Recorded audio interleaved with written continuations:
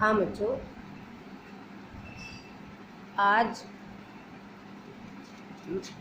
आज मैंने आप सबके लिए 8वां पाठ अष्टमः पाठः सूक्तिस्तबकः। सूक्ति ही माने जानते हैं, सु माने सुंदर, उक्ति माने वचन और स्तबक माने होता है गुच्छा, यानी सुंदर वचनों का जो गुच्छा होता है उसे हम बोलते हैं सूक्तिस्तबकः। तो सबसे पहले आप सब पाठ की हिंदी समझने के बाद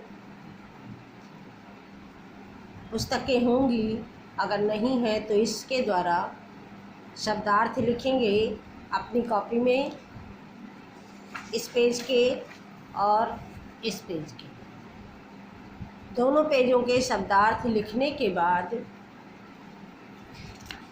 जो मैं पढ़ा रही उसे ध्यान से सुनेंगे।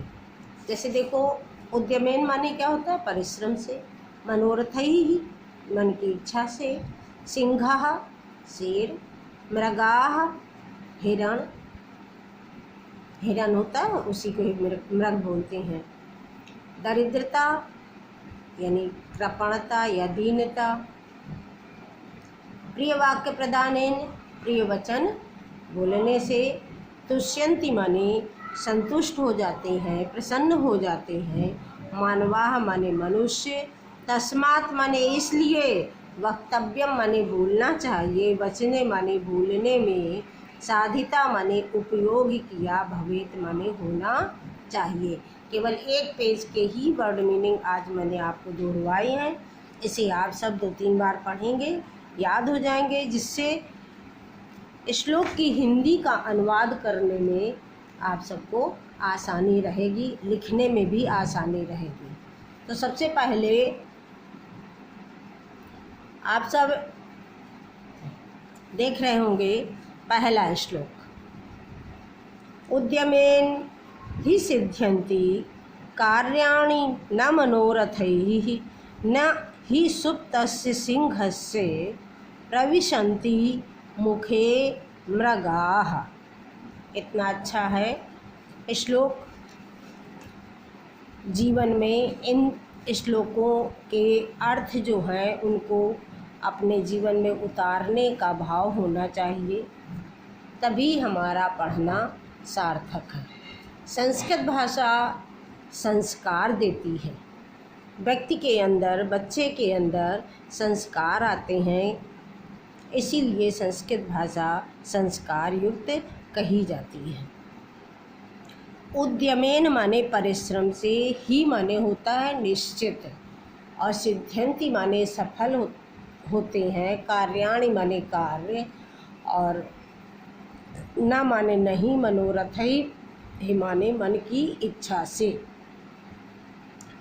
न ही यानी नहीं, सुप्तस्य माने सोए हुए, सोते हुए, सिंहस्य माने सिंह के, प्रविशन्ति माने प्रवेश करता है, मुखे माने मुख में, मृगाः माने हिरण। उद्यमेन ही सिद्ध्यन्ति, उद्यमेन माने परिश्रम से ही, सिद्ध्यन्ति माने सिद्ध होते हैं, सफल होते हैं, कार्याणि माने कार्य, अर्थात परिश्रम से ही सभी कार्य सफल होते हैं, न मनोरथैः मन की इच्छा से नहीं, मन की इच्छा से कार्य सफल नहीं होते हैं, परिश्रम से ही संपूर्ण कार्य सफल होते हैं, परिश्रम से कार्य सफल होते हैं, मन की इच्छा से सफल नहीं होते हैं। नहीं सुप्तस्य सिंहस्य, सिंह जंगल का राजा माना गया है। किसी भी पशु का शिकार कर सकता है, किंतु यदि वह सोया हुआ है तो सोए हुए शेर के मुख में हिरण स्वयं तो प्रवेश नहीं कर जाएगा कि लो हमको खा लो, ऐसा तो नहीं है। हर किसी को अपने प्राण प्यारे हैं। जब शिकार करता है, जिस जीव का करता है वही जीव उसका शिकार बन जाता है। तो नहीं सुप्तस्य, इसमें कहा गया है कि यदि हम हाथ पर हाथ रख करके बैठ गए, हमने कुछ नहीं किया, तो तुम सोचो कि हमें सफलता मिल जाएगी, कभी नहीं मिल सकती है। इस श्लोक के माध्यम से हमें यही बताया जाता है कि हमें अपने क्षेत्र में हम जिस भी कार्य को कर रहे हैं उसे परिश्रम पूर्वक करना चाहिए। यदि मैंने परिश्रम नहीं किया तो हमें सफलता नहीं मिलेगी। और क्योंकि सोए हुए शेर के मुख में भी हिरण स्वयं प्रवेश नहीं करता है। फिर से एक बार देखो, उद्यमेन ही सिद्ध्यन्ति कार्याणि, परिश्रम से ही कार्य सफल होते हैं, मन की इच्छा से नहीं। जिस प्रकार सोए हुए सिंह के मुख में मृग स्वयं ही प्रवेश नहीं करता है, जिस प्रकार सोए हुए सिंह के मुख में हिरण स्वयं प्रवेश नहीं करता है, उसी प्रकार मन की इच्छा से कार्य सफल नहीं होते हैं। संपूर्ण कार्य परिश्रम से ही सिद्ध होते हैं, परिश्रम से ही सफल होते हैं। समझ में आ गया होगा आपको। परिश्रम से ही संपूर्ण कार्य सिद्ध होते हैं, मन की इच्छा से नहीं। सोते हुए शेर के मुख में हिरण स्वयं प्रवेश नहीं करता है। आगे दूसरा श्लोक। पुस्तके पठितः पाठः जीवने नैव साधितः, किं भवेत् तेन पाठेन जीवने यो न सार्थकः। पुस्तके माने पुस्तक में, पठितः माने पढ़ा गया, पाठा माने पाठ, जीवने माने जीवन में, नैव ना एव माने नहीं, साधिता माने जीवन में नहीं उतारा गया, जीवन में सिद्ध नहीं किया गया, सार्थक नहीं किया गया, नहीं साधा गया। किम भवेत क्या होगा, तेन पाठेन उस पाठ से, जीवने यो न सार्थक जो जीवन के लिए सार्थक नहीं है। फिर से एक बार सुनिए।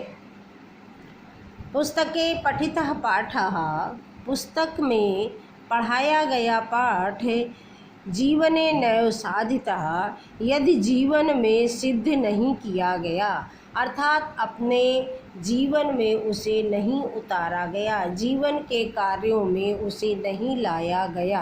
आप समझ में आ गया होगा। किम भवेत् तेन पाठेन, यानी उस पाठ को पढ़ने से क्या लाभ है, जो जीवने न सार्थकः जो जीवन के लिए सार्थक नहीं है, यानी जीवन के लिए उपयोगी नहीं है। उस पाठ को पढ़ने से क्या लाभ है। फिर से इसको, पुस्तक में पढ़ाया गया पाठ यदि जीवन में नहीं उतारा गया तो उस पाठ के पढ़ने से क्या लाभ है, जो जीवन के लिए सार्थक नहीं है। तीसरा श्लोक है। प्रिय वाक्य प्रदानेन सर्वे तुष्यन्ति मानवाः, तस्मात् प्रियम ही वक्तव्यम वचने का दरिद्रता। शब्दार्थ इसके सुनिए। प्रिय वाक्य प्रदानेन, प्रिय वचन बोलने से, सर्वे माने संपूर्ण, तुष्यन्ति माने संतुष्ट होते हैं यानी प्रसन्न होते हैं, मानवाः माने मनुष्य। प्रिय वाक्य प्रदानेन, प्रिय वचन बोलने से, सर्वे मानवाः तुष्यन्ति सभी मनुष्य संतुष्ट होते हैं। प्रिय वचन बोलने से, प्रिय वचन तो जानते हो, हम किसी के साथ भी बात करें तो सदैव हमें प्रिय और मीठा ही बोलना चाहिए, कभी भी कटु वचन नहीं बोलना चाहिए। अर्थात प्रिय वचन बोलने से सभी मनुष्य प्रसन्न होते हैं, संतुष्ट होते हैं, इसलिए हमेशा हमें प्रिय वचन ही बोलना चाहिए। बचने का दरिद्रता, यानी इस प्रकार के वचन अर्थात प्रिय वचन बोलने में कौन सी दरिद्रता है, कौन सी कमी है, कौन सी कंजूसी है। इसलिए प्रिय वचन ही बोलना चाहिए। तस्मात् माने इसलिए, प्रियम माने प्रिय, वक्तव्यम माने बोलना चाहिए, ही माने निश्चित होता है। इसलिए निश्चित रूप से हमें सदैव प्रिय वचन ही बोलने चाहिए। बचने का दरिद्रता, यानी प्रिय वचन बोलने में कौन सी कंजूसी है। प्रिय वाक्य प्रदान करने से यानी प्रिय वचन बोलने से सभी मनुष्य संतुष्ट हो जाते हैं। इसलिए सदैव प्रिय वचन ही बोलने चाहिए। प्रिय वचन बोलने में कौन सी कंजूसी है। आगे